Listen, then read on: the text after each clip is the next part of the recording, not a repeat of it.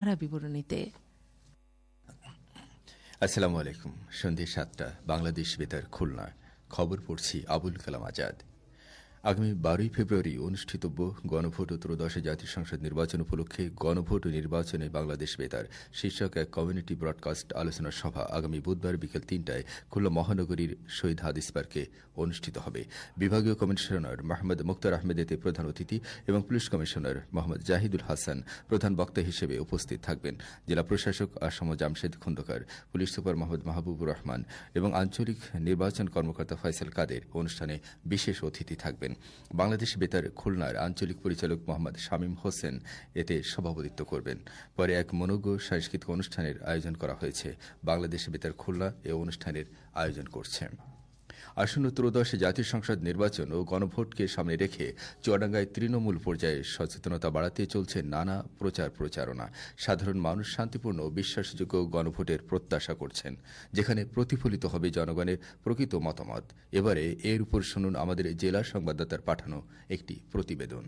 আসন্ন গণভোটকে সামনে রেখে চুয়াডাঙ্গা তৃণমূল পর্যায়ে সচেতনতা বাড়াতে চলছে প্রচারণা। চায়ের দোকান, হাটবাজার, রাস্তার মোড়, সামাজিক যোগাযোগ মাধ্যম সবখানেই আলোচনার মূল বিষয় এখন গণভোট। দেশের কল্যাণে গণভোটের পক্ষে থাকার কথাও জানান অনেকে। সাধারণ মানুষ বলছেন, ভোটের দিন আমরা গণভোট দেব, যাতে গণভোটটা দিলে জুলাই সনদের বাস্তবায়ন হবে এবং পাশাপাশি দেশ শক্তিশালী হবে। গণভোট আমু দেব, দেশের কল্যাণ হবে, আমার মনে একটা বিশ্বাস আছে। গণভোট নিয়ে মানুষের মধ্যে থাকা বিভ্রান্তি দূর করার জন্য সরকারি কর্মকর্তা, ধর্মীয় নেতা ও বেসরকারি বিভিন্ন সংগঠনের প্রতিনিধিদের প্রশিক্ষণও দেওয়া হচ্ছে। চুয়াডাঙ্গা জেলা প্রশাসক ও জেলা রিটার্নিং কর্মকর্তা মোহাম্মদ কামাল হোসেন জানান, আগামী ত্রয়োদশ জাতীয় সংসদ নির্বাচন এবং গণভোট উপলক্ষে গণমানুষের কাছে এই বিষয়টা বহুল প্রচারের উদ্দেশ্যে সরকার এবং নির্বাচন কমিশন নানান উদ্যোগ গ্রহণ করেছে। চুয়াডাঙ্গাতে আপনারা জানেন, ভোটের গাড়ি নামক একটি গাড়ি এসে চুয়াডাঙ্গা শহরে বিভিন্ন জায়গায় প্রদক্ষিণ করেছে এবং মানুষকে সচেতন করে গিয়েছে, উদ্বুদ্ধ করেছেন। এবং একই সাথে চুয়াডাঙ্গার যে 4টি উপজেলা রয়েছে, সেই 4টি উপজেলাতেও ইতিমধ্যে ভোটের গাড়ি ক্যাম্পেইন করে গিয়েছে। আমাদের লক্ষ্য হচ্ছে যে মানুষ যাতে ভোট দানে উদ্বুদ্ধ হয়, একই সাথে গণভোট দিতেও যাতে উদ্বুদ্ধ হয়, নির্বাচনের দিন যাতে অন্তত উৎসব মুখর হয়, প্রত্যেকটি নাগরিক যেন তার ভোটাধিকার প্রয়োগ করার জন্য যাতে ভোট কেন্দ্রে আসেন এবং তার পছন্দের প্রার্থীকে vote then.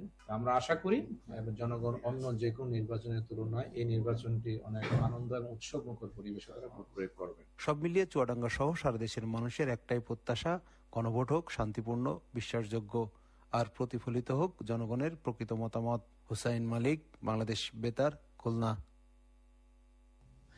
Press institute of Bangladesh PIB আয়োজিত নির্বাচনকালীন সাংবাদিকতা বিষয়ক প্রশিক্ষণ কর্মশালা আজ খুলনা সার্কিট হাউজের সম্মেলন কক্ষে অনুষ্ঠিত হয়। কর্মশালায় নির্বাচনকালীন সময়ে নিরপেক্ষতা বজায় রাখা, ভুয়া তথ্য মোকাবেলা এবং প্রশাসন ও গণমাধ্যমের পারস্পরিক সহযোগিতা নিশ্চিত করার আহ্বান জানানো হয়।